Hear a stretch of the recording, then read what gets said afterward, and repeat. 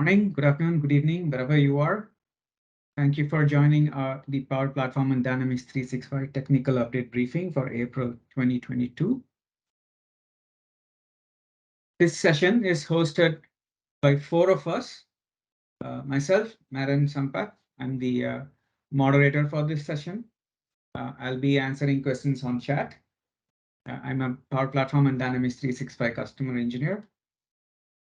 Ryan Anderson, also Power Platform and Dynamics 365 customer engineer, will be doing the content presentation on the customer engagement app side.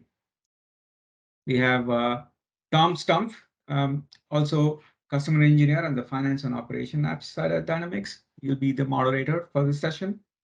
And we have Ryan Sannes, customer engineer for finance and operations apps. He'll be doing the content presentation for the finance and operations app. So I got that swap. So Ryan Sannes is the moderator and Tom is the presenter.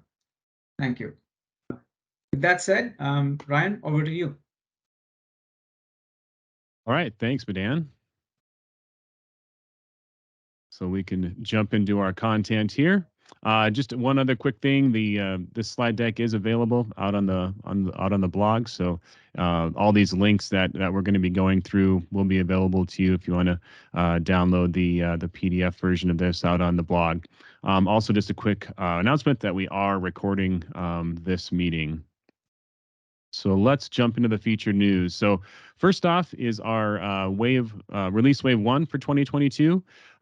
If you're not aware of this is something, this is part of the typical release wave. This started back in February with the beginning of the release notes, and now it's kind of going through to the end here in April. The general rollout of this started around April 1st, and it's going throughout the month here. So if you haven't turned on release wave 1 yet in your environment, it should have been turned on automatically for most regions by now. I think the only regions that have not, and they happen probably this weekend, are the China region and maybe the government region. So really everything should be turned on except for those regions, and you should be seeing this live in your environment. So there is notes out there that you can go take a look at to see all the new features and everything that comes along with the release wave 1. But everything should be turned on except for those last couple of regions at this point. Next up is the Business Applications launch event. So this launch event was part of the release wave 1. On April 6th, there was a launch event where we had some featured speakers throughout the Business Applications organization. You can view this on demand now. And so you can go out there and listen to all the speakers and hear all the features that we came with the release wave 1, and everything that kind of went along with that. So that is available on demand if you missed it live. A few more on-demand events that I think we mentioned some of these before, but that BizApps sessions are on demand now. You can go listen to them.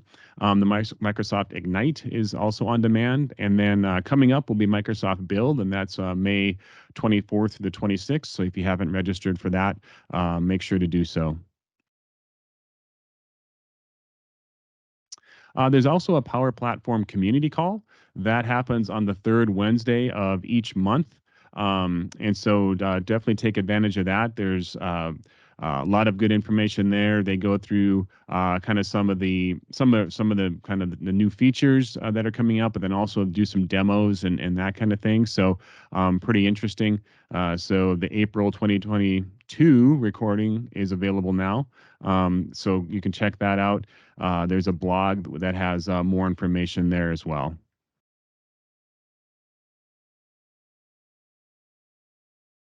Okay, let's jump into some of our service updates, and first kind of on the Power Platform and D365 customer engagement apps side of things.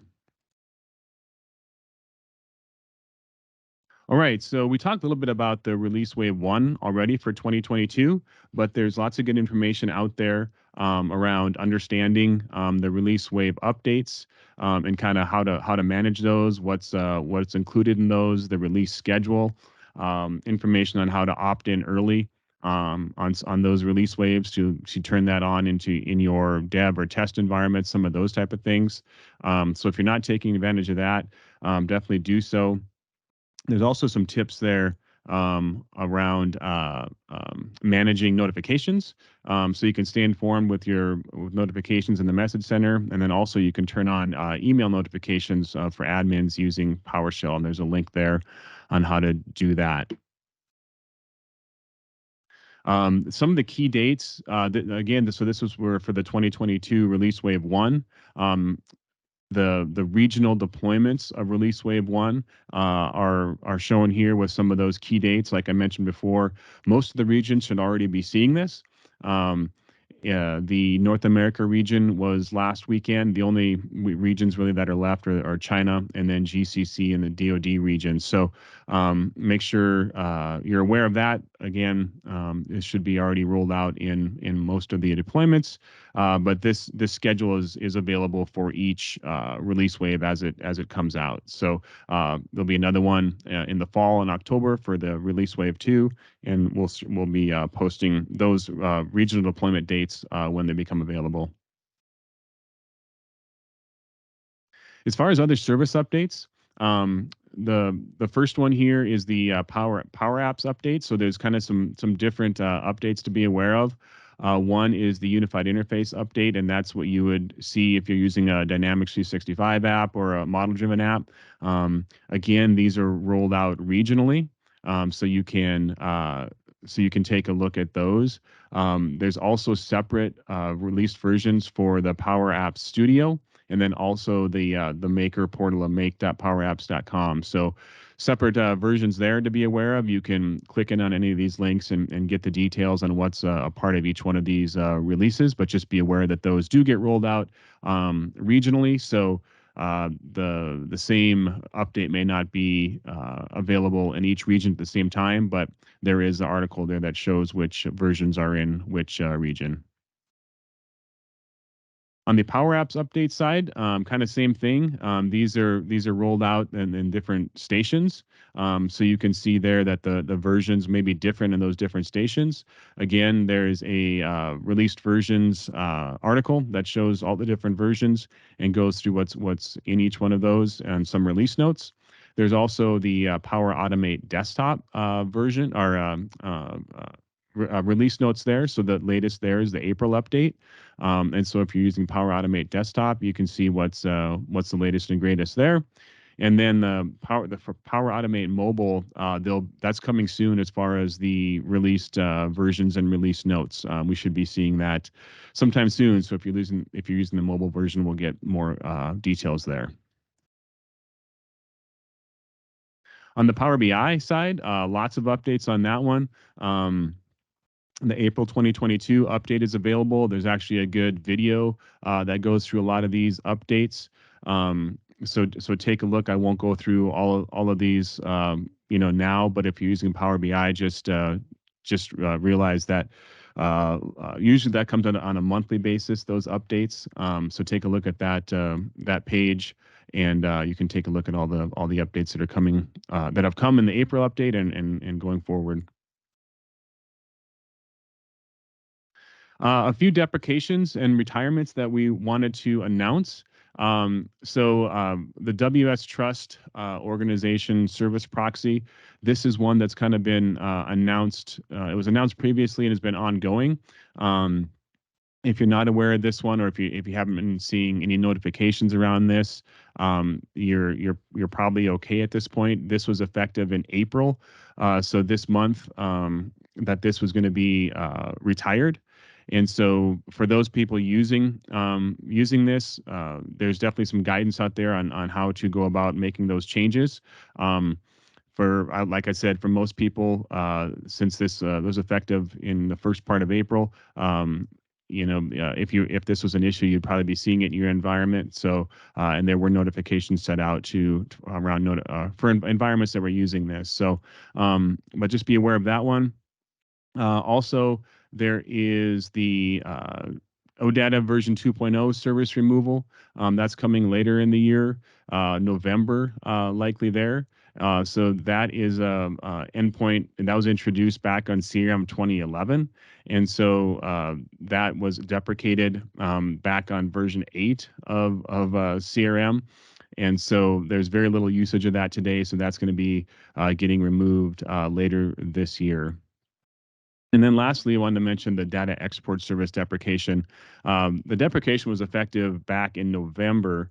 It'll continue to work and be fully supported until it reaches the end of support and end of life in November of this year of 2022. So we recommend that customers transition to the Azure Synapse link for Dataverse. And there's a good blog article and a deprecation playbook on that one that you can find in that link. Okay, I'll turn it over to Tom. All right, great. Thanks, Ryan. Now we're going to talk a little bit about finance and operations, and we'll start off with service update availability for the finance and ops apps. So the latest generally available update is 10.0.26. And a note here that just looking forward at the release schedule, there will be no service update in May. So the next one will be in June. So we do have 10.0.27 already available for people to test in the preview early access program. Back to 10.0.26, so that is already released. And then if you are configured to use the auto update system, that will actually start kicking in with updates as soon as tomorrow. So that's what the schedule looks like there. Just a quick note around service updates. You have the ability to pause service updates for up to 3 versions. You can be up to 3 versions behind. And if you are using auto updates, you'll always update to the most recent version. Quality updates. Those are available for current version and 1 previous version. And if you're looking to participate in the preview program, there's some links on this slide that will help you do that. Okay. A couple of notable deprecations. The first one here is for commerce, and the modern point of sale application is actually being deprecated. So the modern point of sale application is your Windows-based application for point of sale, and that is now being replaced with something called the store commerce application. So there's not any new, we're replacing MPOS with store commerce. It's being deprecated because we're just moving to a newer technology, which has, some significant advantages there. So just be aware of the modern point of sale deprecation. The next deprecated feature applies to all of the finance and operations apps. And this is another security related deprecation. So we're removing the support for XML URL resolution. It's because it's been identified as a potential vulnerability. So basically that just means that external resources associated with XML files will no longer be resolved. And that should do it for deprecations. And now moving into product updates, Ryan. All right, thanks, Tom. So let's jump into the Power Platform updates. Okay, first off is the Power Platform API preview. So for this one, over the years, capabilities of the Power Platform have grown, and for administrators trying to scale their tenant, this has been traditionally meant looking at tools like the PowerShell module and Power Platform for Admins, Management Connector, and Power Automate. And so a growing community of administrators and API folks have been asking for full documentation of the REST APIs. But each product within the Power Platform has their own API with different authentication, and only a small part of which is publicly documented. So to solve that gap in documentation and to eventually support automated refreshes of PowerShell modules and connectors, we have introduced the Microsoft Power Platform API as of end of March. And so that is available now. It's in preview mode, but take a look at it, and should be moving to GA at some point. But this should be very helpful for anyone working in the Power Platform, especially administrators.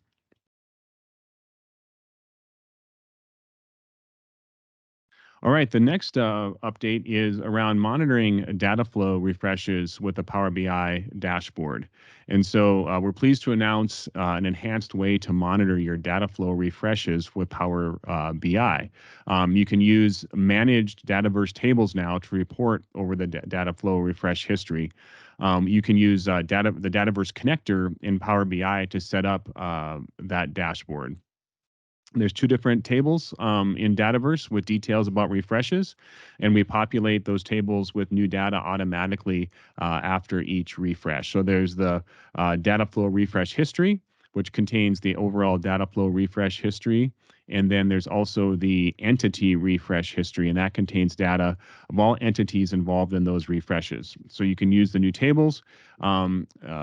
You can extract information like about errors or duration of the refreshes and how many new records got inserted into your Dataverse table. So if you're looking to monitor those Dataflow refreshes in Power BI, you can do that. You can do that with those new tables that are available today out of the box.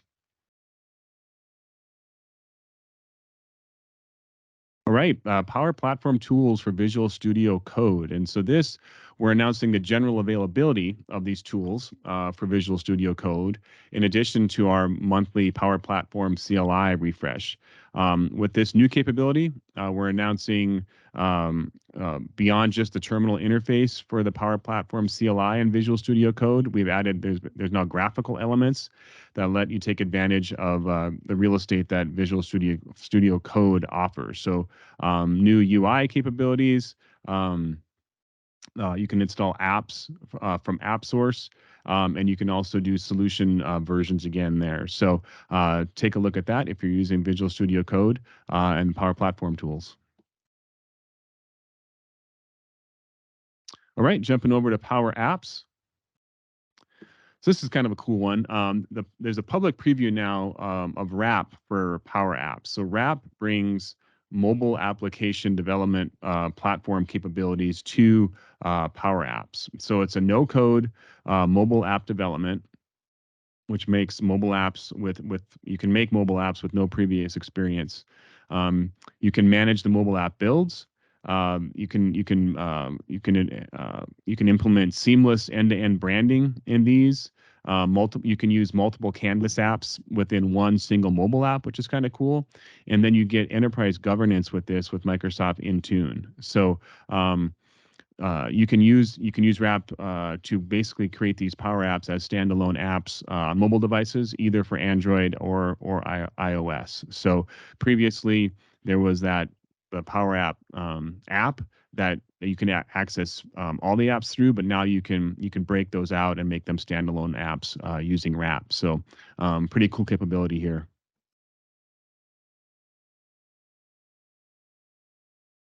All right, next one is runtime localization support for custom pages and Canvas apps. So happy to announce the public preview of runtime localization, for code components on custom pages and standalone Canvas apps.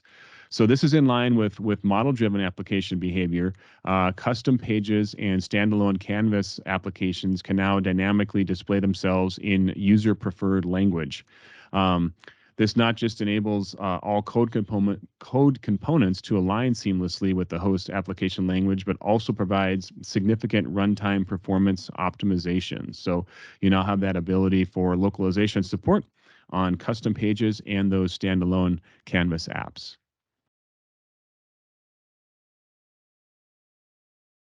We also announced recently the pay-as-you-go for Power Apps. So in some cases, low-code platforms have required customers to figure out their licensing needs in advance. And while there can be benefits to the scale and predictability of user-based licensing, there are scenarios that require more agility in the use of usage-based licensing model. And so with the deep roots in both Microsoft 365 as well as Azure, Power Platform is uniquely equipped to offer both options now. And so there's the new pay-as-you-go plan where customers only pay for what they use, and it gives more flexibility to get started with low code and with low risk, and then scale that investment over time based on usage patterns. So you can create a Power App and not have to worry about having a license per user right away. You can build that Power App and then depending on how it's used, use that pay-as-you-go plan and see what the usage is, and then determine what the best licensing is past that. But so that pay-as-you-go plan is now available for Power Apps. Okay, Power Automate. Some new independent publisher connections in March. Emoji Hub, Infra, Ethereum. There's AIHW My Hospitals and WordCloud by TextVis. So independent published connectors are connectors developed, tested, published, and supported by connected developers that are independent from the backend service or API. And the Microsoft certification team performs validations and checks to ensure that the connector is safe to use. So there's those 4 new independent publisher connectors here in March. Also announcing the ability to get process insights by sharing analytics and inviting tenant users to see those. So we have many people, we've seen many people try out process mining capabilities and be amazed by the dense event log data that can transform into visual process maps and analytics. However, users had wanted to share the learnings with others, often to make better decisions. The viewer role grants the invited user read access to the process analytics and the ability to invite others with the viewer role. So this feature empowers process owners to share process insights with anyone who would benefit, such as teammates, analysts, and managers. So just the ability to more easily share those process insights now within Power Automate.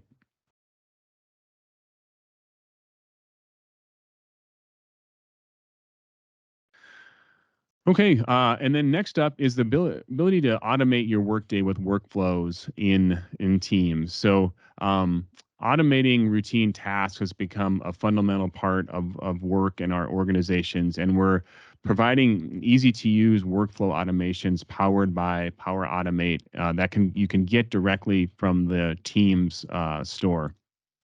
So things like you can get a sample workflow that creates a planner task when a message has the word has like a keyword like to do, or you can get a workflow that forwards an email to a channel automatically, or you can use a workflow to schedule a message before it's sent out. So lots of different automation that you can use Power Automate for right directly within Teams. And there's a lot of those sample workflows available now that you can take a look at and use directly or use and customize them to just help productivity of users. All right, on the Power Automate desktop side, lots of March updates here. So some different things. Support for Internet Explorer mode for Edge browser, handling of Java version updates, and a few others there. I won't go through all of them, but you can take a look at the March updates for Power Automate desktop. And then also around Power Automate is the ability to automate with Windows 11. And so Windows 11 is designed for hybrid work. Microsoft Power Automate for desktop is part of the journey with built-in desktop automation in Windows 11. Automation is key to helping build a hybrid workplace, and we are excited to share a few updates that make it easier to get started with desktop automation in Windows 11. So you can take a look at the article there. You can see how you can automate reporting, convert files, manage workflows, all with that with the built-in desktop automation in Windows 11.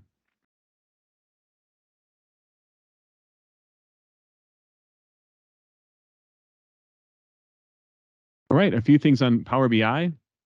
One of the things to mention, if you are using Classic Workspace, the upgrade starts yesterday, actually.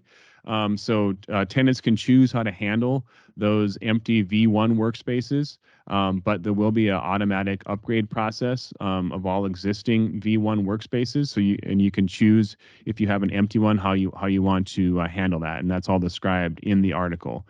On May 15th.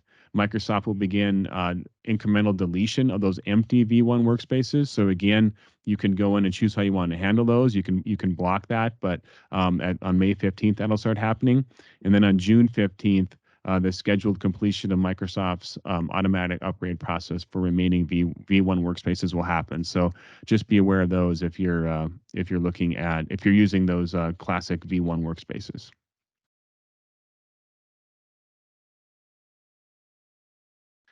There is a change or kind of a new feature here with Power BI, and that's the dataset backup and restore performance just got a lot better. With benchmark tests, some of those backups are showing to be 22 times faster than before, which is great. The restore operations can also be reduced by more than 30%. So if you're doing those backups and restores often, this new change should really help the performance there and help improve that and complete it faster. Lots of updates here on Power BI. Reporting, data connectivity, service. There's also a good video there that's out on YouTube from the Power BI team that goes through all those March updates. So take a look at that if you're using Power BI. And then a few other updates to mention. You can quickly create reports from SharePoint document libraries. You can change the default Power BI home layout, and then update slicer defaults for accessibility improvements. So lots of updates on the Power BI side. The Power BI app is coming to Microsoft Outlook and Microsoft Office. In the last year, Power BI has been on a mission to empower every individual team and organization to seamlessly infuse data into their work in Microsoft Teams. And we're excited to announce we're embarking on the next chapter of this effort by extending those experiences into Outlook and Office. So a lot of good features coming where you can bring Power BI right into Outlook and Office coming soon. So that's currently in preview right now. One other topic on the Power BI side is being able to detect upload of sensitive information. And so many enterprises rely on Microsoft 365 data loss prevention policies. And right now they use them for other things like SharePoint, OneDrive, Teams, Exchange to comply with industry regulations. So in December, we announced a public preview of the Microsoft 365 DLP policies for Power BI. And so supporting automatic detection of sensitive data upload for data that has specific sensitivity labels applied. So this is the Microsoft 365 DLP policies are available now for Power BI. So make sure to take advantage of that to help protect sensitive data. On the Power Virtual Agent side, we're announcing the GA of Power Virtual Agents integrations for Power Apps portals. So some of those highlights include being able to add a chatbot component, just like any other component into Power Apps portal, easy to point to an existing chatbot or create a new one directly in Power Virtual Agents, experience a styled chatbot in Power Apps portals, apply different portals themes to that chatbot, and some different things there. So you're able to add those chatbots directly in Power Apps portals now, and that is now a GA feature and moved from preview. There's a great Power Virtual Agents customer playbook. If you're looking at implementing Power Virtual Agents, make sure to take a look at that playbook. Goes through a lot of different scenarios and gives lots of different tips and some sample templates that you can use for your virtual agents. And then also announcing the general availability for Power Virtual Agents on the U.S. government customers. So that is available in the government community cloud now.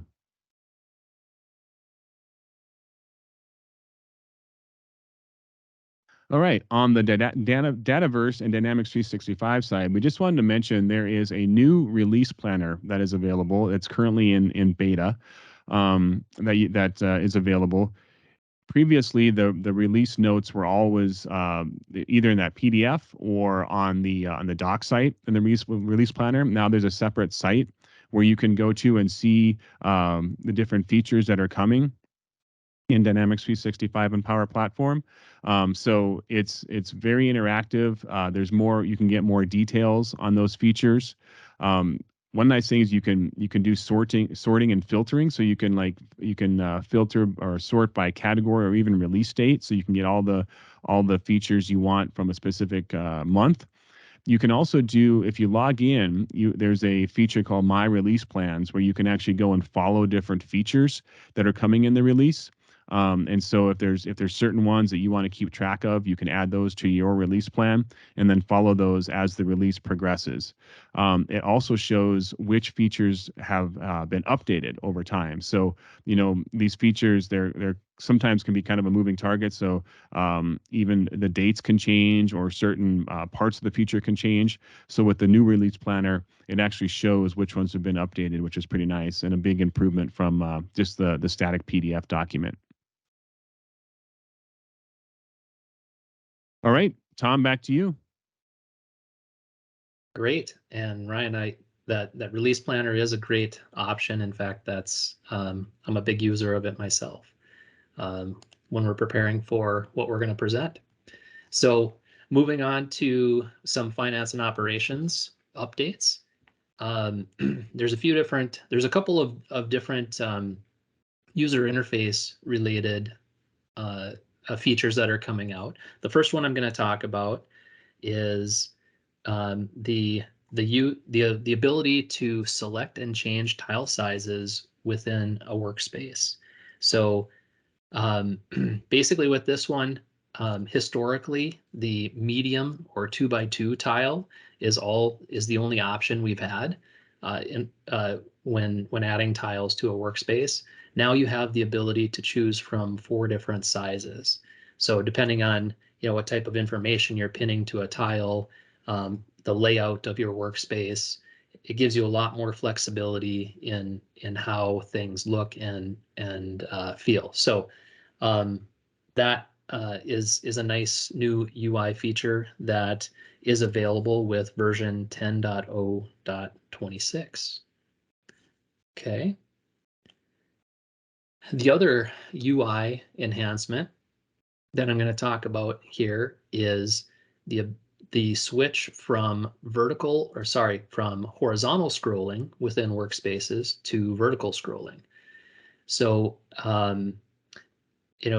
up until now, if you have a workspace and it goes beyond the size of the page, you're going to scroll to the right in order to see the rest of the content for that workspace. Now, all of the out-of-the-box workspaces are going to be optimized for vertical page orientation. So you'll scroll up and down to see content instead of left and right. So all of the workspaces that come with or come out of the box, those will all be optimized and ready to go. This is a 10.0.25 feature. If you've created any custom workspaces, there is guidance provided to you on how to change the form pattern for the workspace so that you can have a consistent look and feel between the ones that come out of the box and the ones that you've created yourself.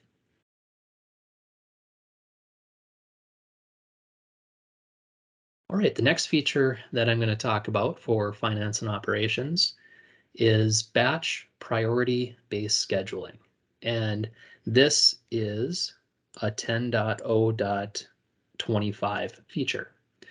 So basically, basically what's happening with batch is we're trying to move toward, and this is across the board, but we're trying to move toward a zero downtime or near zero downtime servicing capability so that you can update the application with the least amount of downtime possible. And this is one of the features that's going to help us do that. So batch priority-based scheduling, basically it decouples the batch groups from the batch servers that execute your jobs.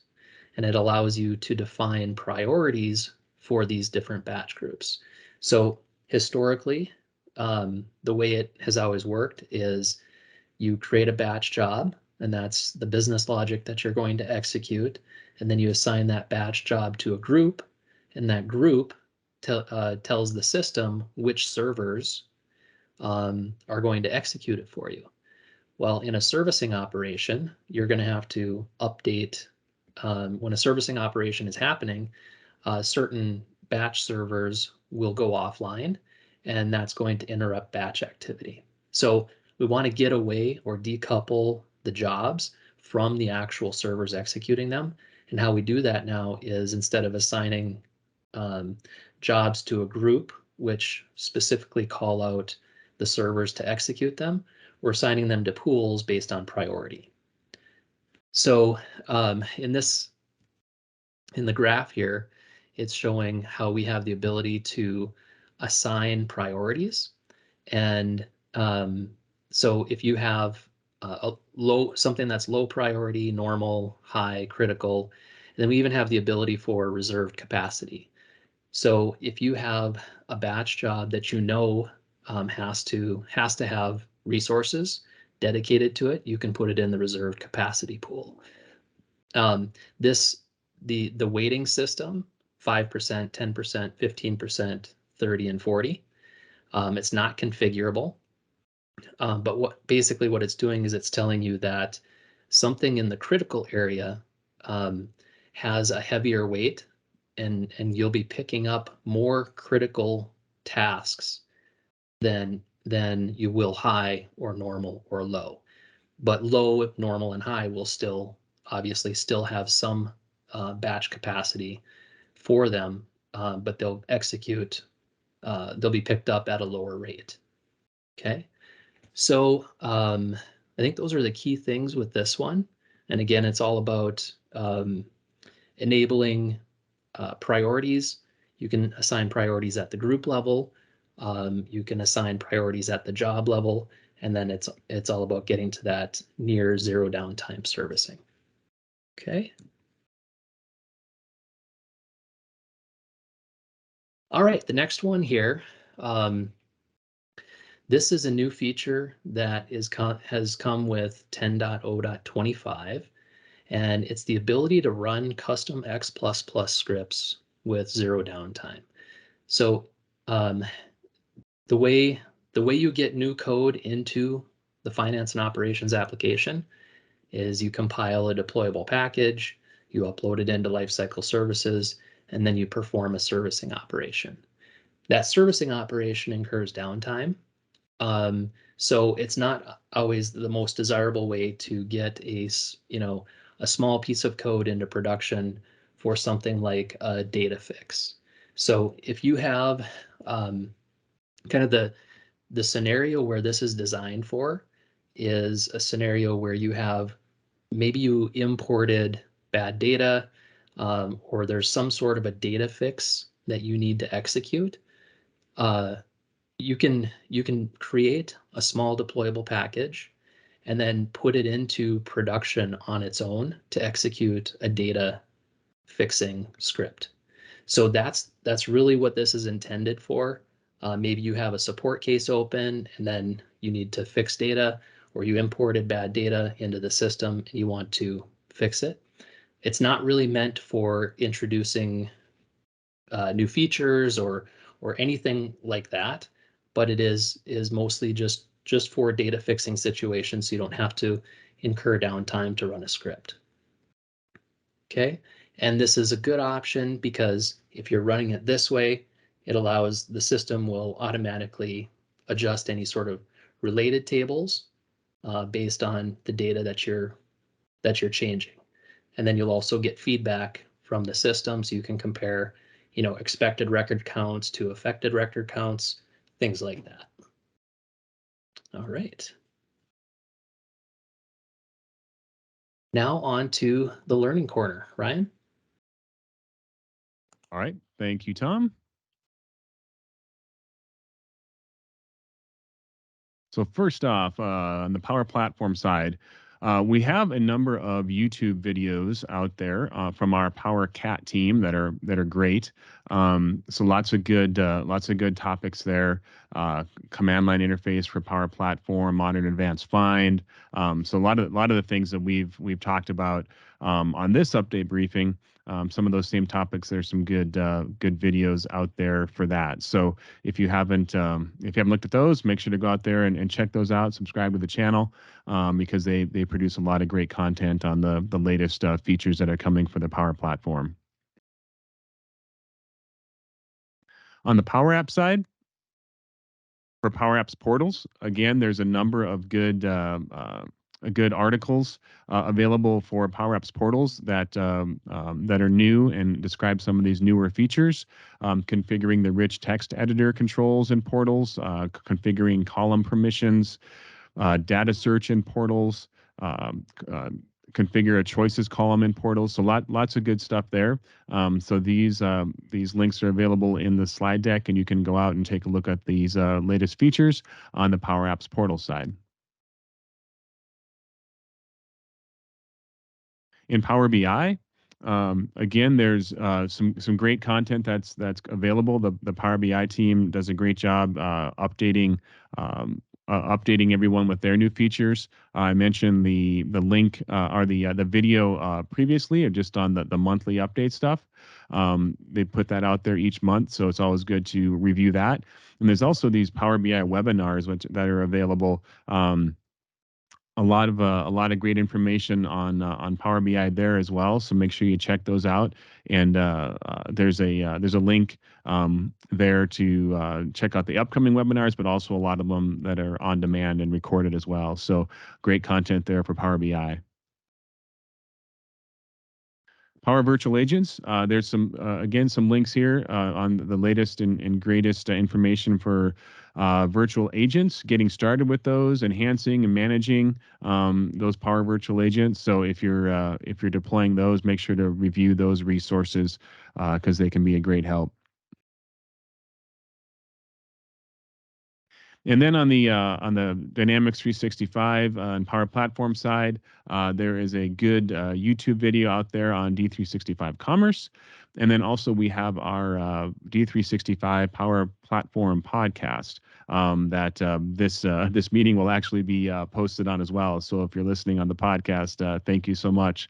But take a look at that podcast as well for some additional topics. All right, back over to you, Tom. All right, great. So for finance and operations, our team's blog, we have 4 new blog posts in April, and 2 are commerce related. One of which is talking about the new store commerce app, which we called out as a deprecation for the modern point of sale app. So that's being discussed. Some performance related topic around commerce, expense reports, and then we even have a video, which is the final link here, created by Ryan, which is what are some common scenarios for using the budget control data maintenance, and walks you through some of that. So those are our latest blog posts for April on our site. And then the FastTrack Tech Talks keep coming. Some ones to look out for in May. We have some interesting ones. We've got 10 total Tech Talks scheduled in May. Some of the topics covered are, supply chain management, new features in supply chain management. There's a networking discussion on the use of ExpressRoute, and there's also the topic of license planning. So you can register at the link provided there to sign up for those Tech Talks. All right, and if you're not able to join the Tech Talks live, usually within a week of the Tech Talk being done live, the recording gets posted, and we have access to it on demand. So that's what we have listed here. A few that happened in April. Just wanted to highlight. There's a performance testing series. I think it's a 2 Tech Talk series talking about performance testing, which is great. There's another learning series about demand forecasting with Azure Machine Learning. And then there's a Tech Talk talking about project operations, data migration. There are a few others as well, so the complete list of April recorded sessions is provided there, and the link is as well. So go check those out. There's some good content there too. All right, and that's it for finance and operations.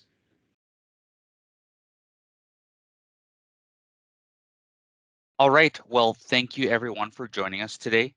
I've gone ahead and I've pasted a link in the chat for feedback.